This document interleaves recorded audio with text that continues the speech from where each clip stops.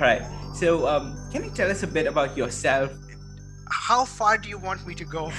And then my family said, you should get a degree. A degree would elevate you. It doesn't.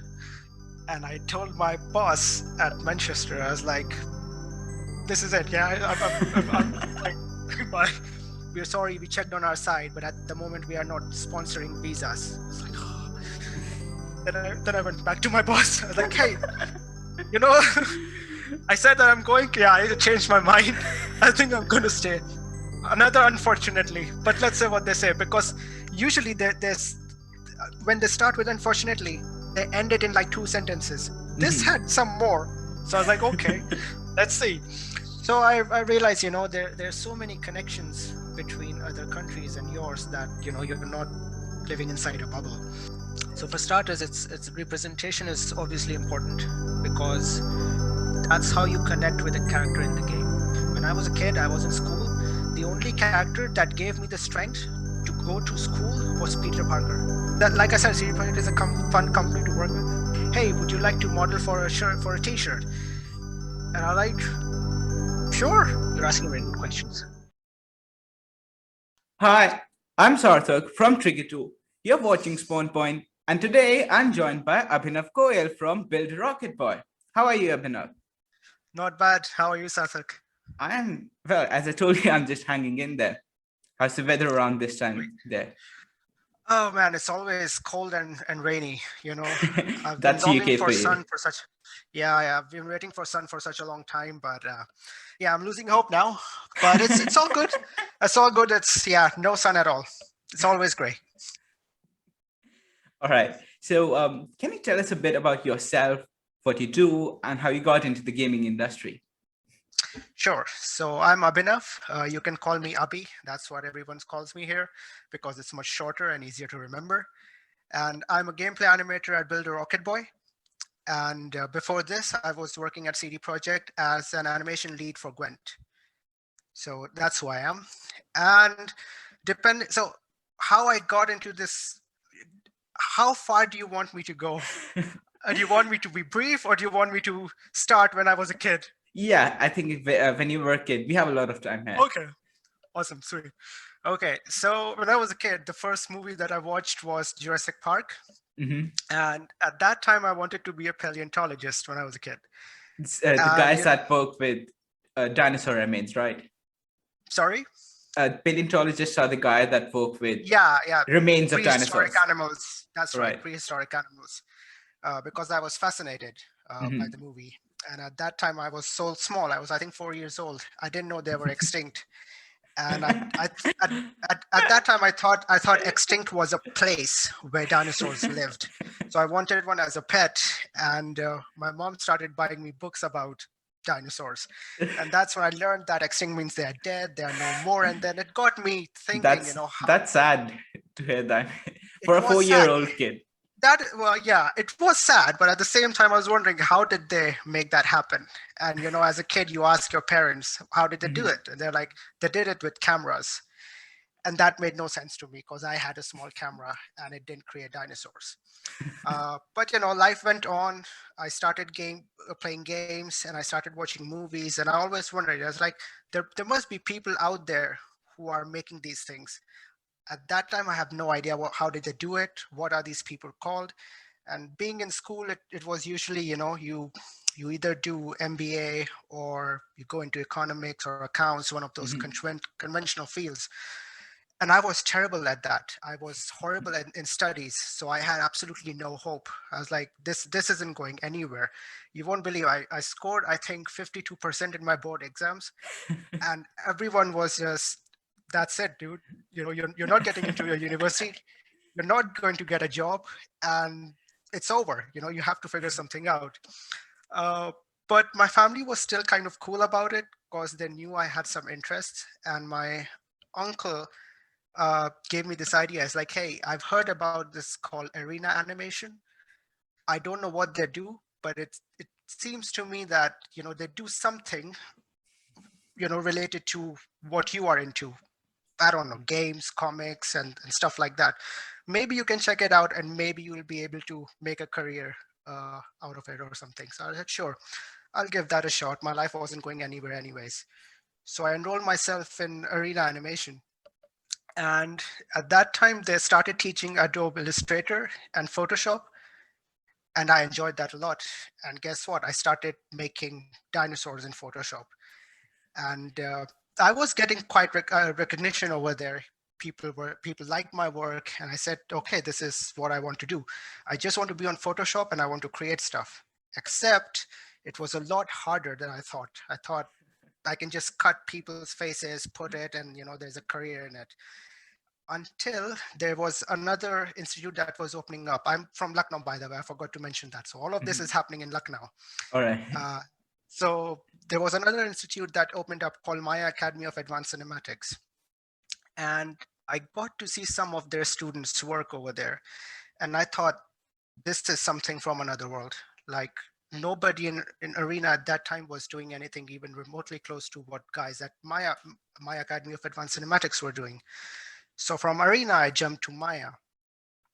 And I was good at drawings. I won some competitions in school. So I thought, okay, I'm an artistic person. I should be able to do just fine. So when I got in there, I met so many people from different parts of Uttar Pradesh, and they were so much better than me that I got a little demotivated. I was like, I'm terrible in studies, and now I'm bad at this as well. So it seemed to me like I was just going to hit another roadblock. But the good thing was they were going through the whole pipeline. They weren't into video games. They were only teaching about how to make movies and TV shows and stuff like that. So they started from the foundation, from the concept to storyboard, from to Photoshop to 3D modeling and the whole pipeline. So I went through all of this, and for some reason, I have no idea what, animation stuck out to me. It was something that I did for fun, just like I was doing everything else, but everyone thought that I was good at it. So I was like, okay, if everyone is thinking I'm good at this, I must be good at this. So they would have these competitions in 3D modeling, in rigging, in texturing, in animation, etc.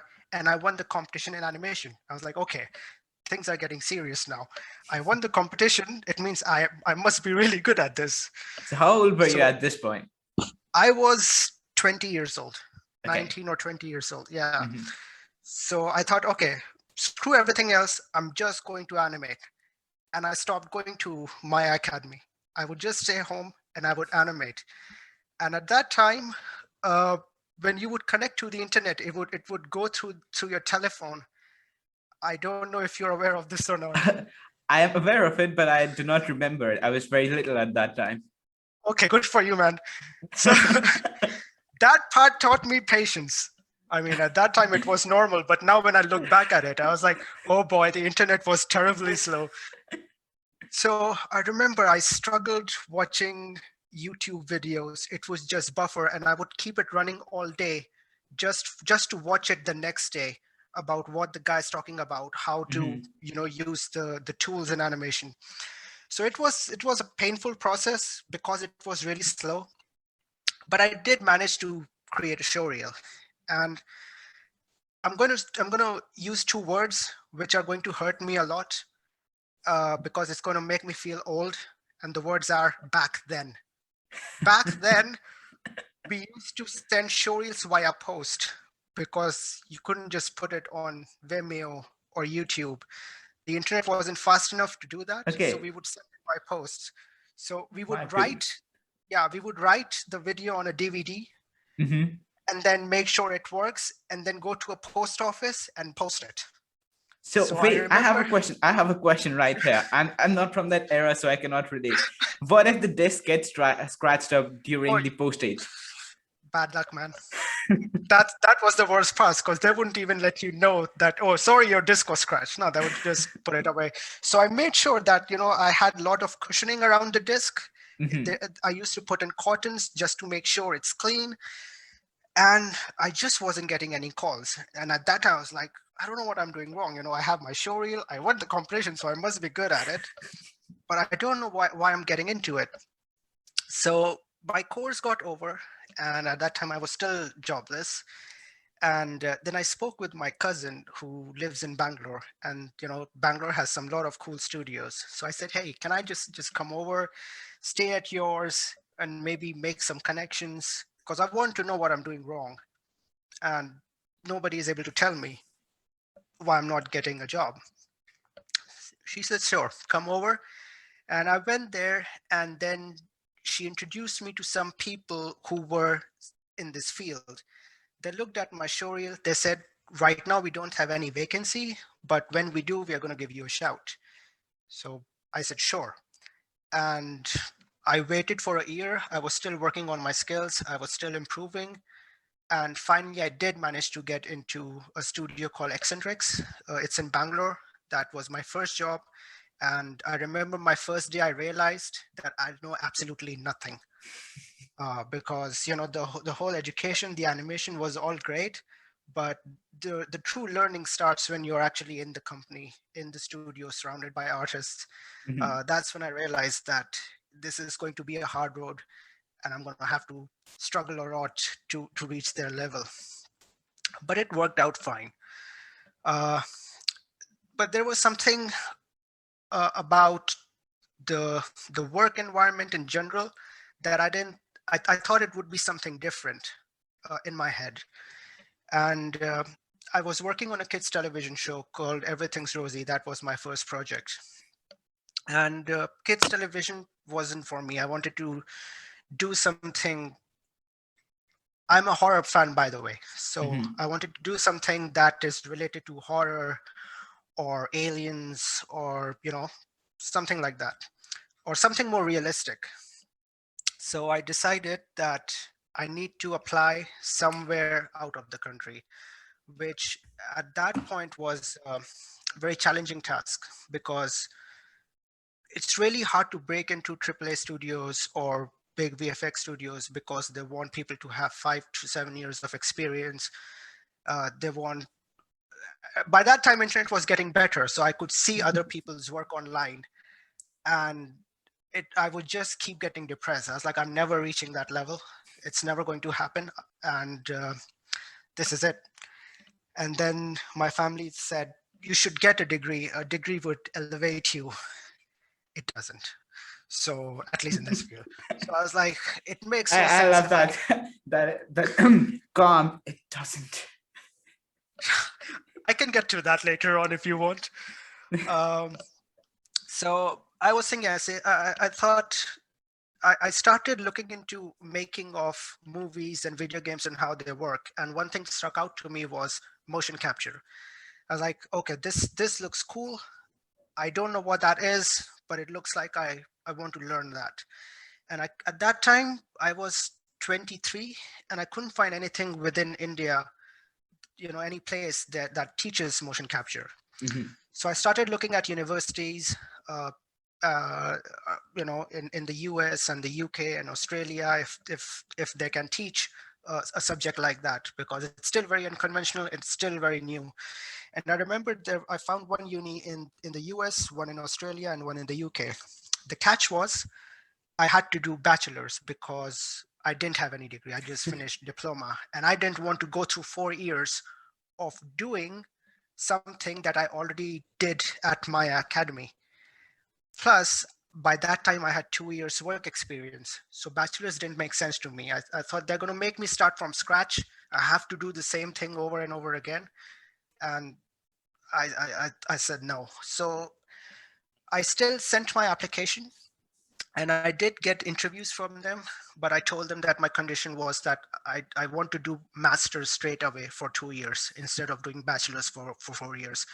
US said no, Australia said no, but UK, Leeds Beckett University, they said, okay, we would like you to give a test and we'll interview again. And if you clear that, we'll get you in. At that time, I was a little confident because I know that as a student, you don't know anything. And me having 2 years of experience, I knew I was going to clear the animation test, which I did. So, but then, you have to apply for the visa. It's not easy to get student visa and blah, blah, blah. And it was a complicated process and everything was rushed. And I wasn't sure if I was going to get a student visa or not. So I was in in my pajama kurta in Delhi. I was thinking I'm gonna go to the embassy. I'm not getting visa. I'm gonna come back home and I'll go back to the drawing board and figure something out. Maybe I'm going to look for a job in Bombay. But I did get the visa, and I was in my pajama kurta. And my In family the was like, embassy. in the embassy. And they're like, go to the airport and just fly to Leeds. And I was like, I don't have a place to live. I mean, I did look where I would like to live in Leeds, but I haven't booked anything. I've got nothing. Like, where would I go? I'm going to land in Leeds. I've never been to anywhere out of India. I don't know how will this work. And my aunt was like, oh, it's going to work. It's going to be fine. I'm going to stay connected with you on the phone, and we are going to book a student's accommodation for you. And once it's done, we are going to send you the receipt on your email, and it should be fine. I was like, oh, hell with it. Let's just do it. So I hopped on the plane. I didn't have my jacket on, and I knew it would be cold in Leeds. I just didn't experience the UK cold. I'd only experienced Delhi cold, and UK cold is something else. So I got off the plane, I reached Leeds, and as soon as I was walking out the plane, of course I was standing out. I had a beard and I had kurta pajama. I was I was looking completely different from the rest of the people. So the two policemen came and they were like, "Sir, over here." And I was like, "Oh, this is exciting." So they opened my bag, they checked all the laptops and everything, and after I was good to go. But they were very polite, but it was an experience. So I finally landed in Leeds. I had 2 years with me, and I know this is the time, this is the most crucial time of my life. In 2 years, I had goal from learning the motion capture technology to finding a job where I can grow, and it was a hard process. So as soon as we started studying, I realized there was a lot of um, report writing involved, which didn't make sense to me because I'm here to learn animation and motion capture and apply in a company. And every time I would look for job requirements in a studio, nobody said or mentioned that you need to have a degree. Not one. Sometimes they would say, if you have a degree, that's a plus, but it was never the most important thing. So I understood that at least in this field, not having degree is fine. As long as you can communicate, your English should be strong. That's important. Other than that, if you don't have a degree, that's okay. So I stopped focusing on the academic and written side of the work. Instead, I would prepare myself in a more practical way. So I had an advantage when I was in the uni. I already had experience compared to other students who have no industry experience. So I did pass pretty well, and my teachers were quite happy. I was also happy because I was getting all the attention. They're like, "Oh, your animation is so good," and in my head, I was like, "Of course, I was working in the industry. Of course, my animation would be better than students." But I also got a lot of angry eyes from some of the students. I got that because they were new to this, and I already knew that. So it was Oh, so they repetitive were work not for getting me. that plain level field. Yeah, exactly. True. Yeah, that was the thing. It was a disadvantage for them because I had experience. Uh, so, anyways, I finished my course. I got the degree, and I started applying for jobs. And I would get stuck at the same place. I don't have enough experience. And I wasn't even sure if they're even looking at my showreel because they could just see my CV. They'd see 2 years experience. Okay, no, we don't want this guy. Mm-hmm. On top of that, I was from India, so I would need work visa. And it's really hard to get work visa. Studios only sponsor, they're willing to only sponsor those people who are standing out in some way, or it was a nightmare. I think that was the most difficult time for me, breaking into the industry, breaking into a AAA studio. So I started working in Manchester in a small studio called Studio Distract. They also worked on kids television show. And I thought, okay, they sponsored me. It wasn't a permanent visa. I was on a contract, and yeah, they sponsored me for 1 year. So I was like, okay, within this 1 year, I need to find another place while I work over here. So I was working a lot. I would stay there, and of course, I was a student, so I couldn't afford a nice apartment. Or I also didn't have a computer. I just had a very small laptop that wouldn't run anything. So when I was in the uni, I was using the university computer. And when I was out of the uni, I just didn't know what to use. So I would stay home at work. And once I would finish the work for them, I would start working on my showreel. And at that time, I was sleeping for around 3 to 4 hours. And this went on for almost a year. Um, because I had to make the time count. I had 1 year, and every day was just keep on working, uh, move towards your goal and stuff like that. But the good thing was the internet was super fast, so I didn't have to wait. So I started making connections on LinkedIn. I started sending friend requests to people who are in the industry. They're already working in games. I remember sending friend requests to people from Creative Assembly. I started sending friend requests to people from, I think, Rocksteady, and some of them were Imaginarium, Double Negative. It's like all the top guys. So I can show them my work, and they can tell me what I can improve. And I think that helped me the most, because my showreel was fine, but it was all over the place. They helped me narrow things down. Uh, they told me what I'm good at, things that I should improve. And once that was done, I finally got a call from the Imaginarium. Have you heard of the company? No. No, that's fine. They Can you work tell me on about feature maybe films. the parent company? I don't think they have a parent company. They are independent, and they work on feature film, basically motion capture. And they worked on Planet of the Apes, all the new ones. They worked on Avengers, Age of Ultron, and some more. And then they also worked on, I think, Star Wars. So I got a call from them. I was just zoned out, and I was like, this is it. I'm getting in. My life is sorted, blah, blah, blah. I got in there. I gave the test. I gave the interview, and they said, yeah, it's all good. We're just going to do some paperwork, and we'll contact you again. We'll sort out your visa, and it's good. I was like, perfect. And I told my boss at Manchester, I was like, this is it. Yeah, I'm Bye. They're like, okay, you can serve your notice period and then you can go. I was like, that's fantastic, perfect. A month passed and I just didn't get the call. I was like, what's happening? So I kept reaching out to them, and then I got the response. They're like, oh, we're sorry, we checked on our side, but at the moment we are not sponsoring visas. It's like, oh. Then I went back to my boss. I was like, hey, I said that I'm going. Yeah, I changed my mind. I think I'm going to stay. But he was really nice. We were like friends, and he was like, hey, listen, that's totally fine, understandable. If you need any help, just let me know. And I was like, sure, man, appreciate it.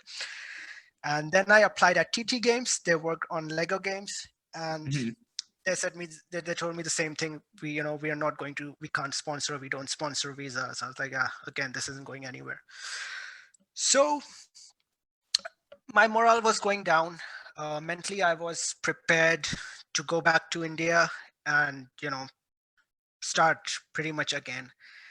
And at that time, I met my partner in Manchester, and she said, hey, CD Projekt is hiring. And I think this was in 2016. CD Projekt is hiring. I was like, yeah, they worked on The Witcher. They're not going to hire me. It's not going to work. And then I was like, oh, what the hell? I'll just send my showreel. Who cares? So I sent my showreel, and they responded, and they said, oh, we'd like to give you a test. I was like, yeah, I've given so many tests by now. And even after that, you would say, oh, you don't sponsor, you need this or that.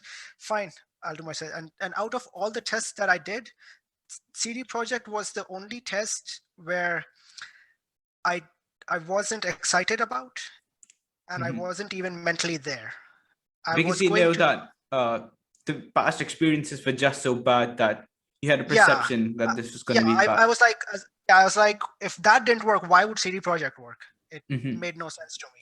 And at that time, I was going to Eurogamers Expo, and I was excited about that. I was like, I'm just going to have a good time. I'm just going to give them a test. If they like it, they like it. If they don't, screw it. So they didn't like it, but they responded. They were kind enough to respond. They're like, unfortunately, that's the first line, Hey, thanks for giving this. You understand what's it's going. Yeah. So I was like, oh, well, there you go. Another unfortunately. But let's say what they say, because usually there's when they start with unfortunately, they end it in like 2 sentences. This had some more. So I was like, okay, let's see. They said they are going to give me another chance because they liked my ideas for the test that I gave. So the test was really nice. They gave me the test, but they also told me to write about what my vision was when I was working on this. So they were impressed with the vision I had for my animation. I just couldn't do it in a nice way, I guess. So the lead at that time told me that he's going to give me some feedback. If I'm able to implement those feedback, he'll take me in. And have you seen the movie Lagan? I have. Okay. Do you remember the scene where Amir Khan puts a shot? No, not Amir Khan. He's in the last moments of the game. Him or his partner is bowled, or like they get run out or something, and then the umpire is like, "This was no ball," and then Amir Khan is like, "Oh, no ball." That exact moment was in my head. It's like, another chance. Okay. So I was like, all right, there's another chance, and I'll see what they say, and I'm going to try and implement that. So I gave the test while I was in, I think we were in Bradford. So I reached Bradford at night. The whole night I gave the test. I did the retake, and the feedback that they gave me, I implemented that. I sent it, and then I went to EGX. I said, I did my best. I made my peace with it. If I get in, I get in. If I don't, I don't. And I'll probably quit the field and I'll do something else. So did you give the test on your laptop, or did you have a work computer? No. I gave the test on my laptop. It was on terrible. An underpowered laptop. Yes, it was awful. But I managed it, and they liked it.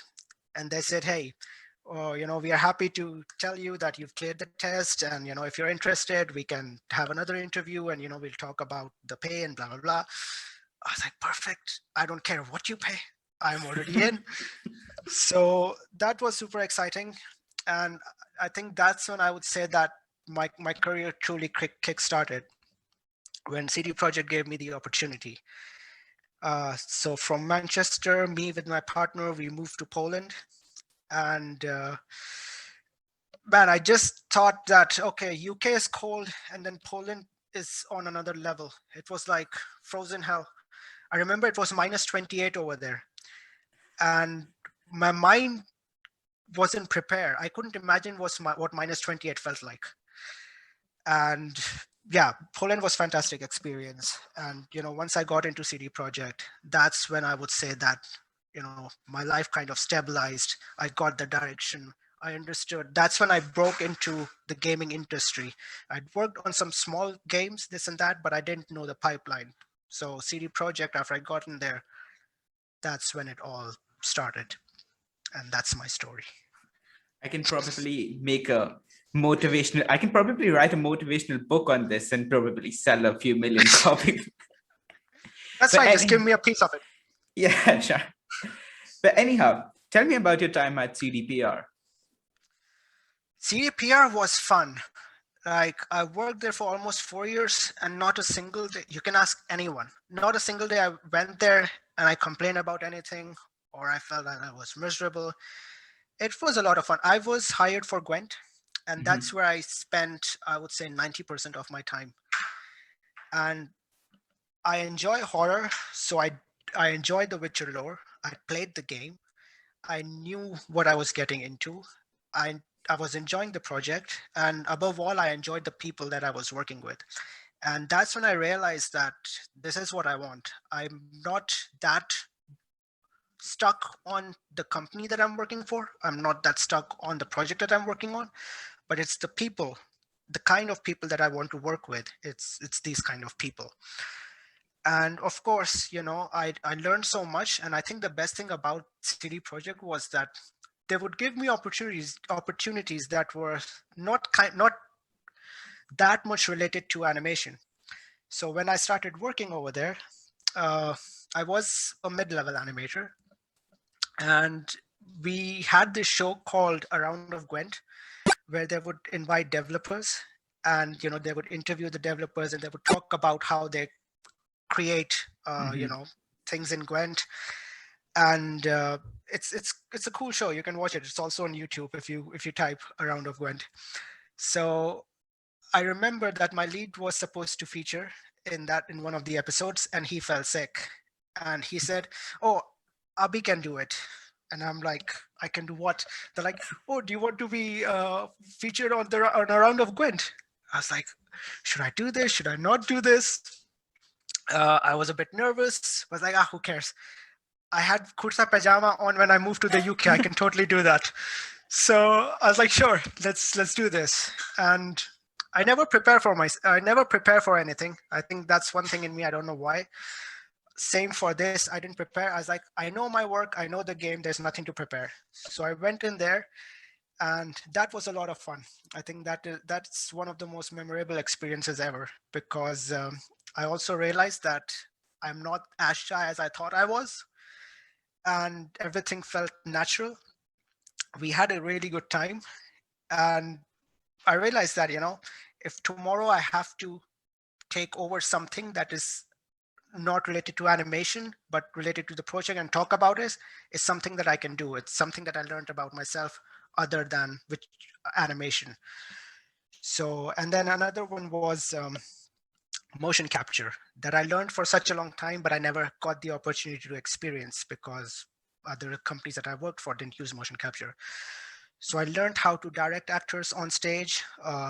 What are the good things about motion capture, and the pipeline that is involved, and yeah, stuff like that. And slowly and steadily, I grew within the company, and then eventually I became the animation lead on Gwent, which was another experience completely, because when I was lead, we were hiring a lot of people, and that was my responsibility.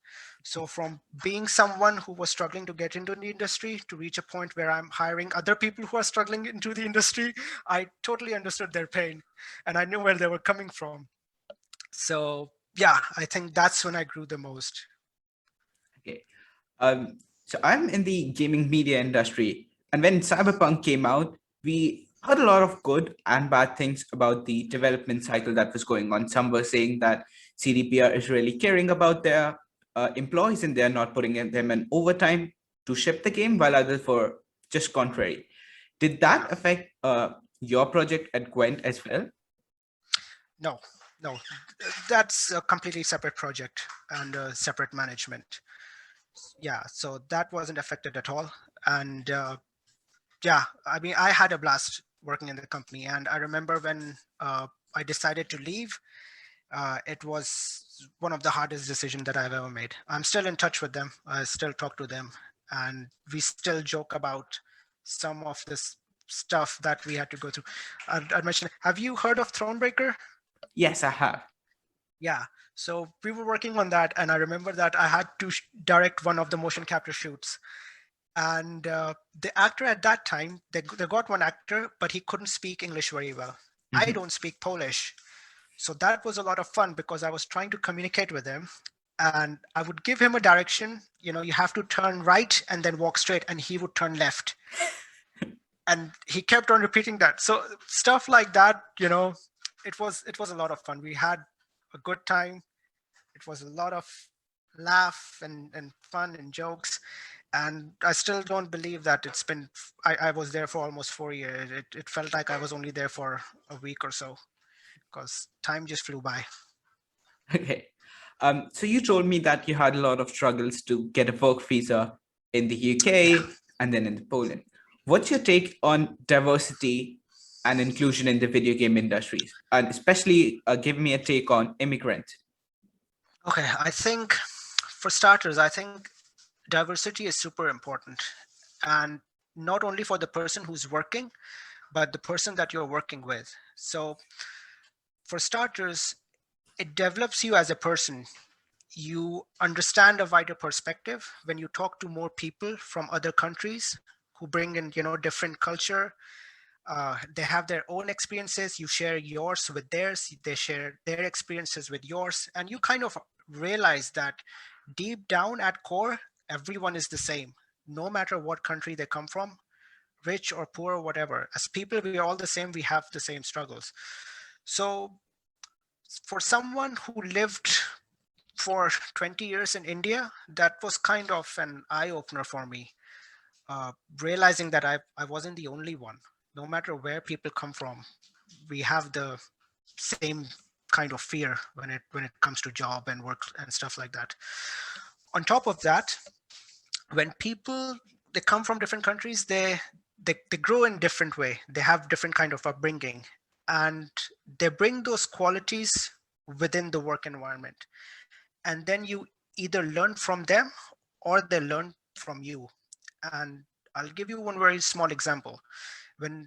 Whenever there's a stressful situation, I'm not trying to like praise Indians because I'm Indian. I'm just giving an honest opinion. Whenever there's a stressful situation, I've noticed that Indians take it easily. And I think it's because as a culture, as a country, there's so much chaos out there. Even when you are in the traffic, there are cars going everywhere. There's like two-wheelers and bikers. You step outside, and for someone who grew up in the UK and has never seen India, for them it's a chaos. And Indians, we thrive in chaos as well. So, when you get people like that and you observe them, you realize that they're bringing those qualities in the workplace, and then they're enhancing the work environment with those qualities. So I think diversity is super important. And on top of that, I'd like to add, uh, that is the only way that I can think of where you can push a person who doesn't have enough opportunities in his or her own country to another level. And that is also another way that you spread awareness about the projects and the video games. Because in my city, nobody plays video games as far as I know. I don't know anyone in Lucknow playing video games. But when they see that, okay, from your family or from your friend circle, somebody is somewhere and this person is giving interview somewhere, they tune in to watch it. And when they watch it, they learn something new. And that's how you spread awareness, and that's how you grow. So yeah, keep taking that into account. I think diversity is super important. All right. So you've worked in a couple of studios, as I've learned. You worked in Bangalore, which I think must have been a very homogeneous environment. You've worked in a couple of studios in UK and then in Poland as well. So how Yes. was the diversity aspect of all these different studios? And how did it change the dynamics of the workplace? Okay. So I'll start with India. Bangalore was already quite very, very different for me because their culture is very different from Lucknow. They speak different language. They write very differently. Even their accent and the Indian accent, people talk about Indian accent. Their accent is very different from ours. So even though we looked we looked the same, we knew at the same time. I knew that they have a different upbringing. There's a completely different culture. Even the food was different, but the work ethic was more or less the same. No matter whom I spoke with, it felt like you would do something this way and so would I. And it was nice, but it wasn't super exciting. It wasn't something that I haven't seen before. It wasn't a new experience. Nonetheless, that's where I learned the most about working hard, and I cherish that. Biggest culture shock was, of course, the UK, because that was the first time that I left India. And I didn't even realize that I was being rude unintentionally, because when you get on the bus in India, you get on the bus and then you get off the bus. In the UK, when Mhm. you get on the bus, you should wish the driver, good morning or hi. Or when you get off, you should say thank you. And I was like so ignorant. I would just walk in and then walk out, and then someone would be like, that was rude. I was like, what did I do? It's like, you didn't say thank you. I was like, oh man. You were So you like, I learn a didn't lot. even do anything, and how was I Yeah, I was rude? like, oh my god, how was I rude? And those are little things that are important, and I think that's something that even in India we can do. When we meet someone and just greet them, if you're on a bus, just say thank you. Makes it. It's like you acknowledge them. It's not like you don't care. You're in your own little world. So I think that was something very good, and that's something that I've held on to. So even when I visit India now, I make sure that when I'm talking to a tuk-tuk guy or a rickshaw guy, I'm always smiling, and I'm like thank you, and you would see that it brings a smile on their face. So I think that was very sweet. So that's what I learned from the UK. And when I was working in Studio Distract, it was a very small studio, so the diversity wasn't that great. We had some people from France, I think, and even Ukraine, and I think Russia and Brazil. Okay, now that I think about it, it was kind of diverse, yeah. But yeah, it was fun to work with because I realized that there's so many things common between Brazilians and Indian that it's felt like we were talking about the same country, especially the chaos part. And so we would connect. We were like, we are so far apart, but there are so many things that are common between us. And that grew further when I moved to Poland, because then I was meeting people from the States and Spain. And when I would talk to people from Spain, I would share how much I miss the sun because they would be on the same page as me. So I realized, there's so many connections between other countries and yours that, you're not living inside a bubble. And when I moved to Build a Rocket Boy, that grew to, something else, because I was talking to another artist from Honduras, and we realized we both of us had pretty much the same upbringing. We even look the same. Like if we put her in India, people are going to think that she's Indian. If she said, if I walk into Honduras tomorrow, they're going to think that I'm, from there. So on top of that, it's it grows you as a person. You're outside the bubble, and when you look back at things, you see it from an observer point of view rather than, being inside the bubble. So yeah, I think if anyone gets the opportunity to live outside, I'm not saying leave your country and never come back or anything like that, but if you have the opportunity to experience outside world, doesn't matter what country it is, go there and experience it. Live with the locals. Don't live in a hotel isolated. Live with the locals, mingle with people, and it's always a fantastic experience. And you'll have a story to tell, definitely. All right. So you've been in a couple of lead positions. You were a lead at CDPR, and you're also currently at the lead animation, No, right? right now I'm senior animator. I was lead in CD Projekt, and then I was lead in Studio Distract before CD Projekt. Okay. All right. So how important do you think is representation especially in video games? Representation of not just different cultures, but also different people and maybe different gender identities? Super important. Uh, and I don't think there is forced, what do you call it? Forced representation? Yeah, forced Yeah. representation.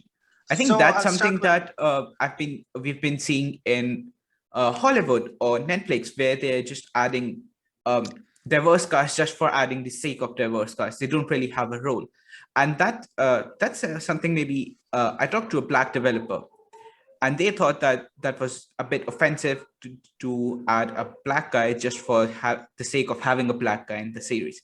They're not serving a purpose. I'll give you my perspective, which is slightly different. So for starters, it's representation is obviously important because that's how you connect with a character in the game, or at least, and it doesn't have to be based on race. It could be anything. It could be their behavior or characteristic. I'll give you, when I was a kid, I was in school.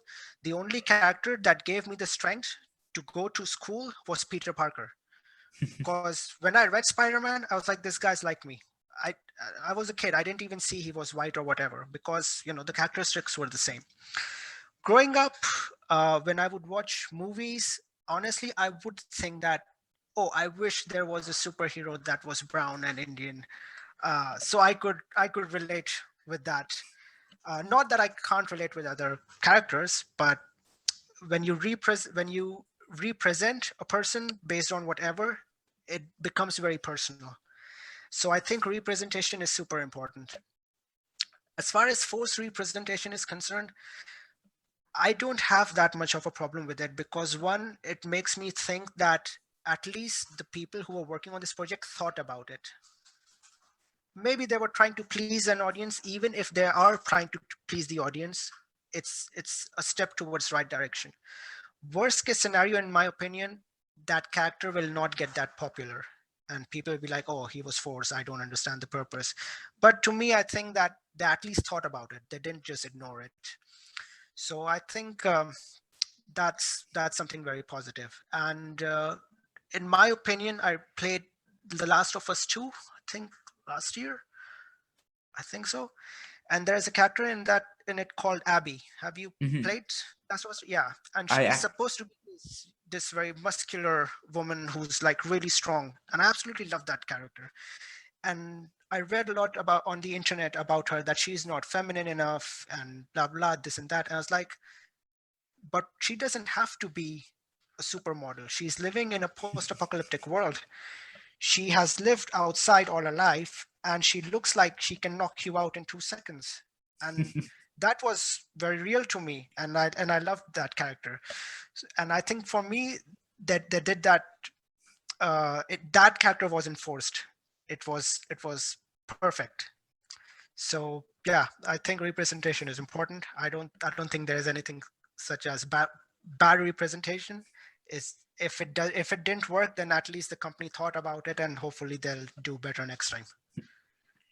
um, Also, so do you think having a diverse set of decision makers in a studio, say at higher positions, can add more representation in video games, or is it just that the current decision makers should be made more aware to add a representation? You're asking very good questions. So I think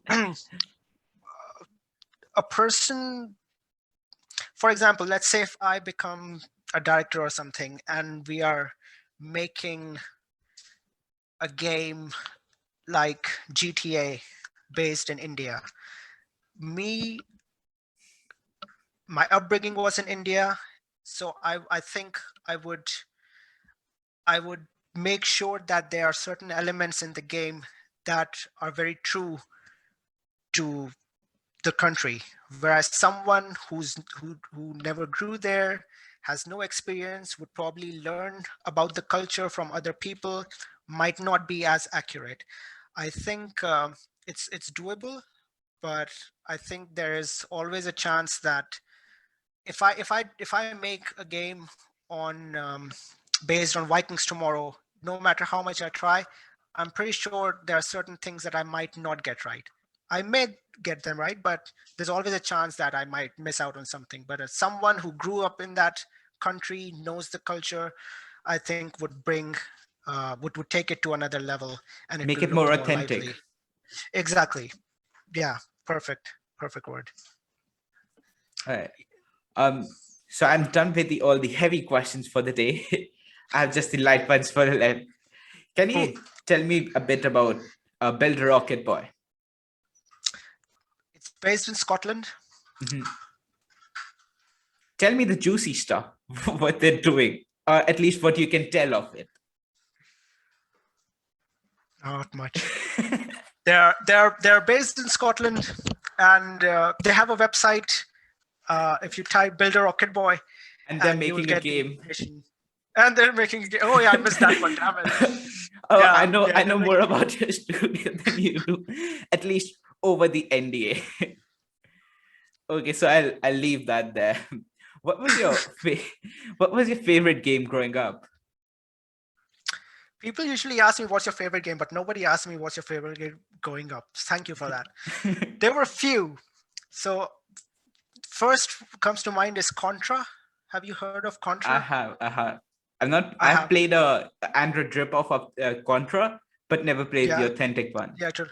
Oh man, that was my favorite game because I remember I still have the soundtrack in my head. And as soon as the logo would appear, you would have two muscular guys. One looked like Arnold Schwarzenegger, and the other looked like Sylvester Stallone. And I would play with my friends, and we would fight over who's Arnold and who's Stallone.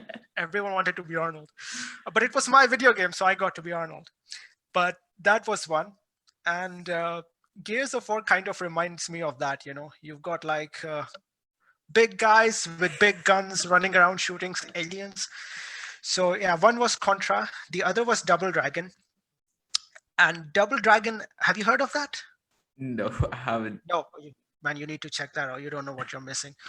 Double Dragon blew my mind because it was the first game that I played, which was two-player, but the catch was that you could also hit your partner that you're playing with. So you're Mhm. fighting bad guys, and you might accidentally kick or punch your partner. And So it happened friendly a couple. fire was on back then. Yes, exactly. And that's what happened once. So I was fighting on a cliff and there were bad guys coming, and this is where I was, this is where my partner was, this was the bad guy. I kicked both of them out the cliff and my friend was just mad. And then he respawned and he attacked me, and then I told him that it was a mistake, so I attacked him, and we were like, man, this isn't going anywhere. But that was interesting because we could hurt each other as well as hurting the bad guy. So that was second one. And third was Russian Attack. You've probably never heard of that one. No, I just Just spoken feel 3 games and I haven't heard 2 of them. um, I feel so old now. So Russian Attack reminded me of GI Joes. You've heard of GI Joes? Yeah, I have heard of GI Yeah, Joe. yeah. So Russian Attack reminded me of GI Joes. It's about this green beret who's there to save the world and uh, kill the bad guys, and he has just one knife. And you would get like different superpowers in the game. Sometimes you would get a grenade, sometimes you would get a missile launcher, and all of that stuff was so cool. So I think those three are my favorite games growing up. And what are you playing these days then? Sorry? What are you playing these days? These Yep. days, okay, that's one. I'm playing Bleeding Edge. Mhm. You've heard of that? Oh, come on, that's a new game. I I know. I'm gonna Not play Biomutant right now, the one that recently came out. No, Yeah, it, okay, it came I out have to. today, right? But I haven't Yeah, heard of a lot of games, all okay. right. So no, I don't know. It's not many people can. It's a multiplayer game. For some reason, I enjoy it. I don't know why. It's quite repetitive, but I Mhm. think the animation in game is flawless. It's like one of the best that I've seen, and I'm really good at it. I am really good at it. Like if that game was as popular as Overwatch, I would be competing professionally, but it's not. So I play it from home. But that's one game that I'm playing. And other game I'm playing is Watch Dogs. I'm playing it slowly. Finally, a game that I know. Finally. I'm playing it slowly because I usually play Watch Dogs on the weekend because I have more time. Whereas Bleeding Edge is like I need to kill 30, 40 minutes and let's mess up some other people's day by destroying them. I do get a lot of hateful comments on it, but I enjoy that. Kind of fuels me. I was like, yes, bring it on. So that's another one. Yeah, I think those are the only two games that I'm playing. And I need to play Spider-Man Miles Morales because Spider-Man is also one of my favorite games. Did you get your hands on a PS5 yet? No, man. No, I only moved to I moved to Edinburgh in December, and I was just focusing on the moving and setting up things. Uh, yeah, we had like two televisions when we were in Warsaw, because Mhm. ours and landlords, and we were so used to having two screens, so that we didn't have to do split screen anymore. So when we moved here, we were like, we'll buy another television, and PlayStation can wait, so that we have two televisions and we don't have to do split screen. We can just play on separate televisions. And playing Outriders as well. Yeah, I've heard of that as well. So yeah. All right. So I'm gonna try and wrap everything up. How important is a formal degree in your field of education? I'm gonna take a rough guess and you're gonna say it's not. But still, I want your full opinion on that. I think formal education is very important. Um, as everyone should be educated, right? You need to know the basics. You need to have the foundation. The only thing I would say is that don't get too hung up on grades, especially if you've decided to enter a creative field. If you're an actor, you focus on your acting skills. When you go to an audition, nobody is going to ask if you have a bachelor's or what percentage you have. They're going to look at your audition and then decide if you get the role or not. Animators aren't that different. They're going to look at your show reel, your work, and then decide if they're going to take you or not. Nobody is going to ask you what your grades were. So having 52% in my boards and feeling that this is the end of the world, because that's what the system does. You get bad grades and everyone is just mad at you. It's not the end of the world. For anyone who's into creative field, is not doing well in education, it's not the end of the world. It's just the beginning of something awesome. So that would be my take on formal education. Degrees aren't everything, especially in today's world where you can learn so many things online. Sky is the limit. You're not just depending on schools and textbooks anymore. You can learn whatever you want right now. Of course, if you're being a doctor and you need to be a surgeon, don't Google how to perform the surgery and just do that. You need to go through like proper uni and proper course for those things. But if you're an artist, education is super important, but don't get too hung up on grades. Well, this was my last question, but I was just looking at my notebook and I missed out one question that I would like to ask. Sure, no problem. So on CD Projekt Red website, when I looked up the merchandise, they just let me come up to it. So they didn't have professional models doing it. They had just the developers from the company posing for the merchandise, right? And I haven't got in touch with any of the other devs at the moment, but I'm here with you. So can you tell me about how that came about? Like I said, CD Projekt is a fun company to work with. Because of these reasons, they give people a chance, something to experience other than work. And I think it was October or November, and I got a message from someone from CD Projekt. They're like, "Hey, would you like to model for a T-shirt?" And I'm like, "Sure." And I remember at that time, I was trying to grow my hair. So my hair wasn't too short, but they weren't long enough. So they kind of turned me into Johnny Bravo, because that's what it did. But it was a good experience. They put a lot of makeup on. They put tons of gel on my hair. And I experienced what it feels like to do a photo shoot. And the photographers were fantastic. Like I don't look as good as that. If that picture is like everywhere. Once it was out, I put that picture on WhatsApp. I put that picture even in Build a Rocket Boy. I was like, that's what I look, even though I don't. When you meet me in person, you'll be like, it's not the same guy. But hey, it was a lot of fun. But that's what CD Projekt does. They give everyone opportunities to experience something different. All right. So that was everything from my side. This was Abhinav Goel on Spawn Point. Any last comments? It was fun talking to you, man. It was great experience. I didn't know we chatted for 1 hour and it didn't feel like that. Just like work, it doesn't feel too long. So yeah, dude. I hope you're keeping safe, and it was fantastic talking to you. You too. All right. Bye, everyone. Bye.